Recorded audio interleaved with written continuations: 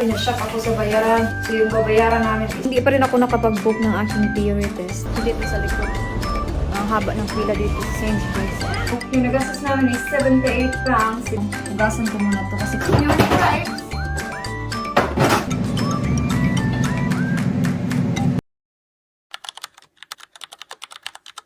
Hi everyone! Welcome back to another vlog. So kakaalis na ni Kira. So mag-igas muna tayo ng mga hugasan. Pagkatapos nito, linisin ko yung ref ba? Gamit lang yung wet wipes. Kasi mamaya after work, mag-grocery shopping ako ng aming weekly shopping. Kasi wala na talagang laman yung aming ref. Pakita ko sa inyo. Tapusin ko muna to.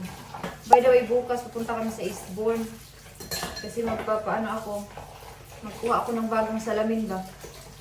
I mean, okay pa naman yung salamin ko, pero medyo ganun na ako ba? Mas better na kung papalitan agad. Na 9:45 pa lang. Doon lang naman ako sa aking fish and chips mamaya. So, madali lang.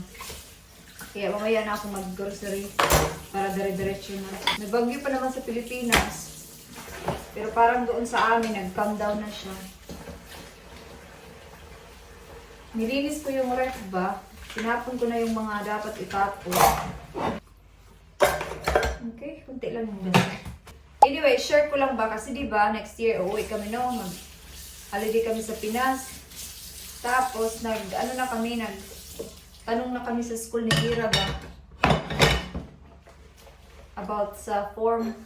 Kasi pag mag-absent yung anak mo sa school, kailangan mong manghingi ng form sa school. Grabe, na-shock ako sa bayaran.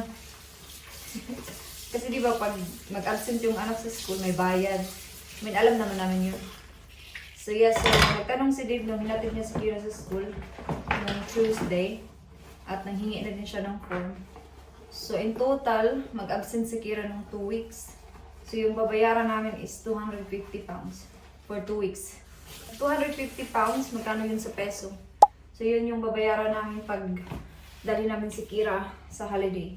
Kasi yung time na alis kami, may pasok pa siya. Kasi alis kami a week before mag-close yung school.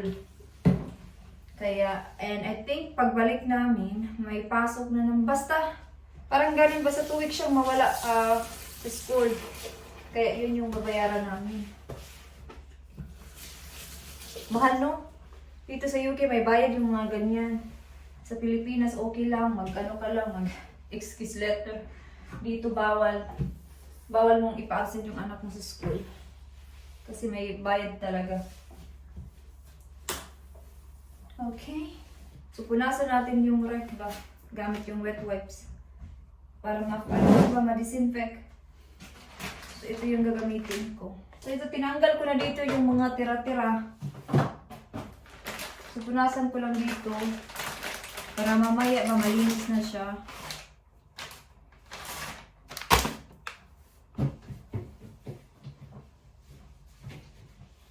Ready na ba kayo sa Pasko?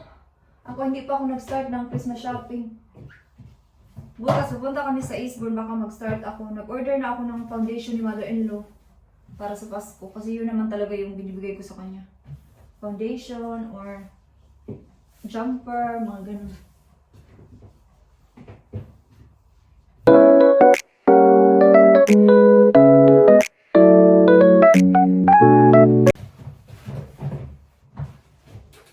So ito like ito empty na.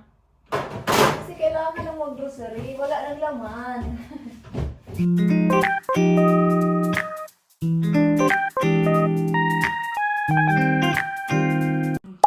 Empty na siya.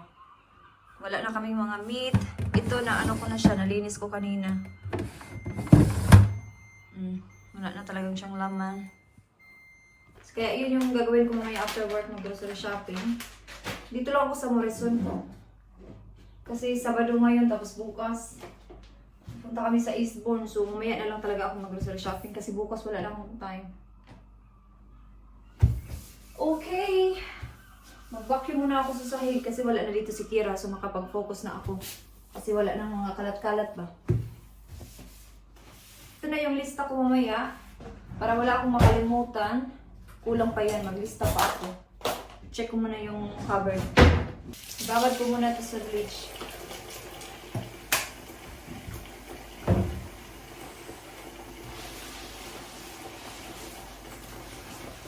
Okay.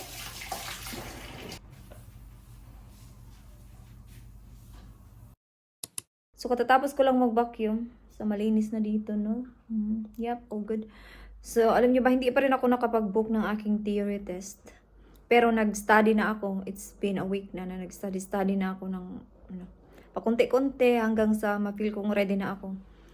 So, yeah, mag-comment down below kayo, no, sa mga nag-theory test dyan. What do you think? Mahirap pa siya or...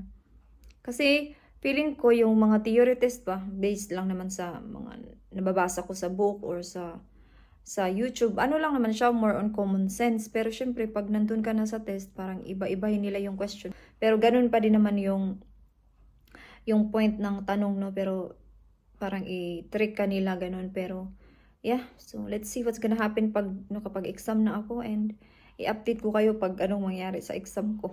So, hopefully, no, mapasa natin yun for the first time para go na tayo sa ating driving. But anyway, punta na ako sa work, guys. And I will see you na lang mamaya or after work. Okay? Anything else? It's $12.95 then please. Any soy vinegar? No. This Chinese one is alright, but seafood. Yeah, no, you can try it. $12.95.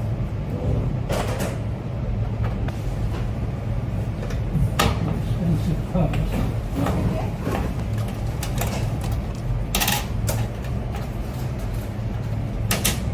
Thank you very much.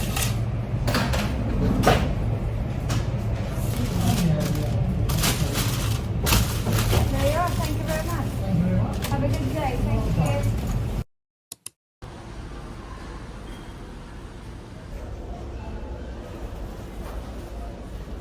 Lamig na oh. Pag ganito na ako. Silip na sa likod.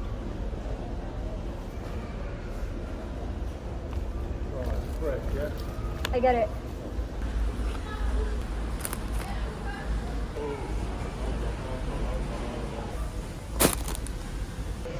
So, magbayad na lang kami, parang ang haba ng pila dito sa Sainsbury's.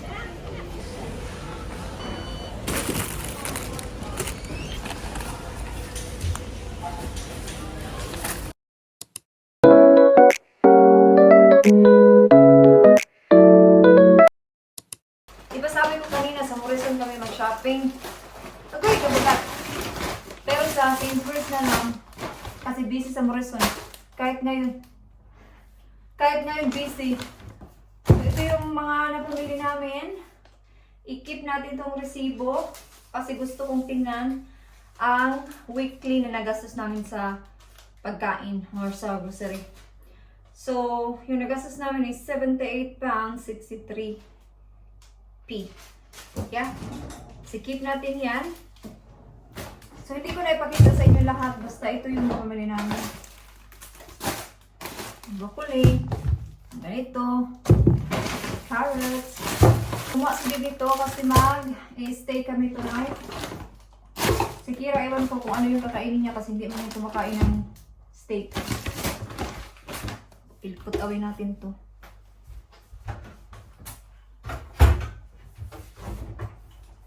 Diba? Empty.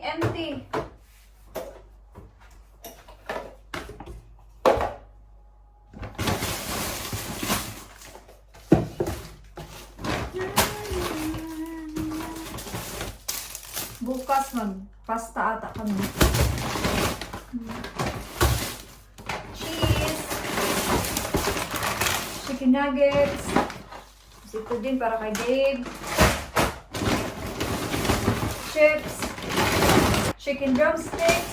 And then chicken breast.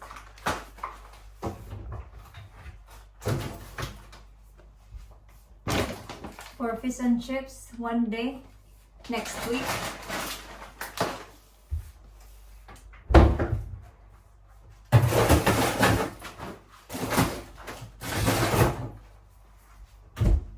Pamili namin. Ito. Yan. Ito.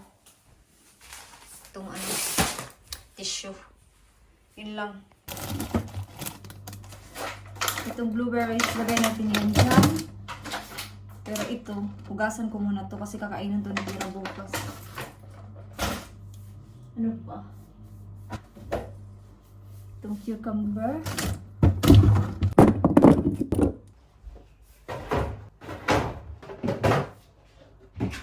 Can't I even have grapes? You want grapes? You want grapes? Then kumuha si Dave ng 2 almond milk. Hindi ko muna to ilagay sa ref kasi hindi pa naman niya gagamitin. Dito lang yan. Malapit na matapos. Then pasta na paborito namin. Itong sauce. Then kumuha ako ng 4 na tuna. Pang sandwich ni Dave sa work.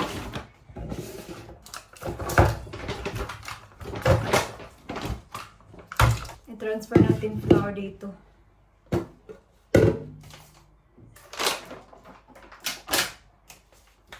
$4.15 pa lang. Malamig na talaga dito. Parang winter na.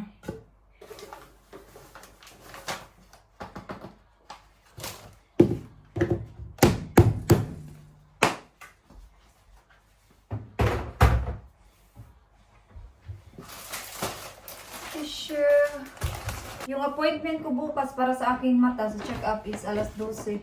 So, alis kami dito mga half 10. Hindi na naman sasama si Kira. So, maiwan na naman siya dun sa lola niya. Okay lang naman sa lola niya. Sabi niya kanina, okay lang daw. So, yeah. Iwan ko kay Kira, sabi namin meron doong Christmas market sa Eastbourne para makatingin-tingin ba siya ng pwede niyang bilhin for Christmas. Sabi niya, ayaw niyang sumama. So, kami lang dalawa hindi bukas. Gamitin ko tong cauliflower bukas.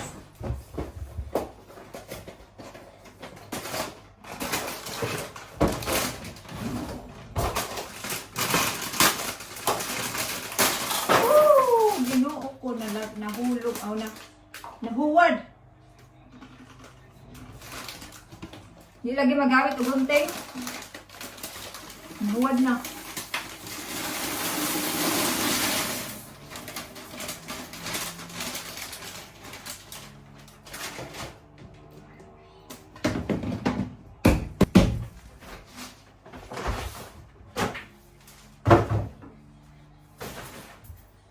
Kailangan ko linisin yung floor.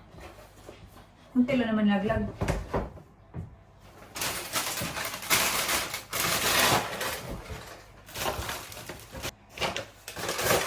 So, pumunta si Dave sa Morrison kasi walang strawberries doon sa Sainsbury's. So, pumunta siya doon para bumili nito para kay Kira. Kumuha na din siya ng 2 steaks. So, ito yung akin, ito yung sa kanya. Magkano to? 628. Ito 628 and then 375. So, i-total natin yan sa ating weekly. So, 375. Walang resibo si Dave, so ilagay na lang natin dito.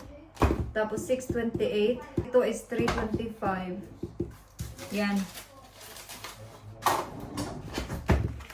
Okay.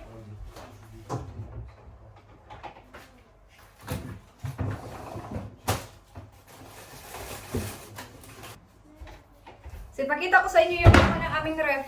At least may laman na siya kahit hindi pa kumpleto. Hindi naman talaga magiging kumpleto ang weekly food shopping. Meron talaga yung mga kulang. So, yan, ipakita ko sa inyo. Yan yung nalaglag ng mga cereals. Ito pa. Yan na siya, may laman na.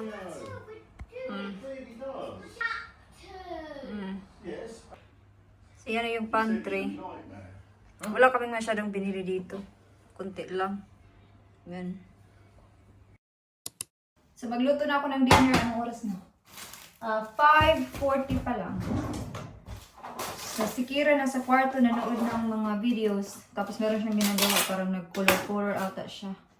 So, sabi ni Dave, daw siya, mag-chips. Ako naman is mag-rice. Kasi may rice ako kagabi. Yun yung gagamitin ko. Si Kira din mag-chips.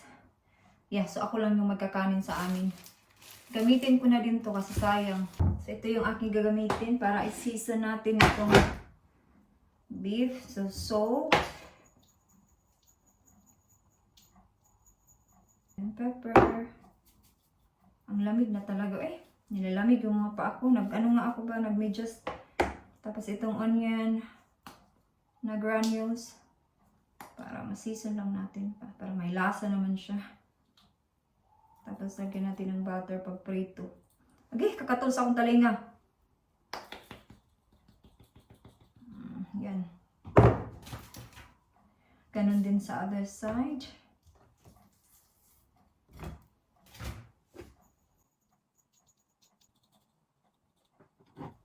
Yan. Wala kaming fresh na rosemary, pero meron kaming ganito. Yun na lang yung gagamitin ko. Yan. Oh, good. Lagyan natin ng butter.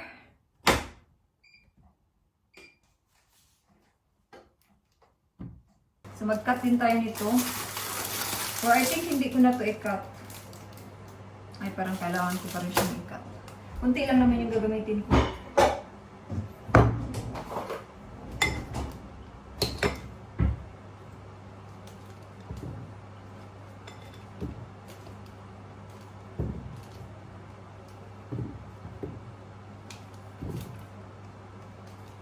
Sakto na yan.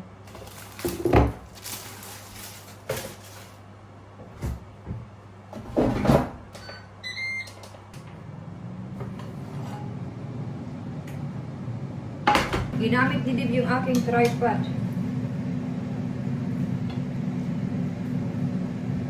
Okay.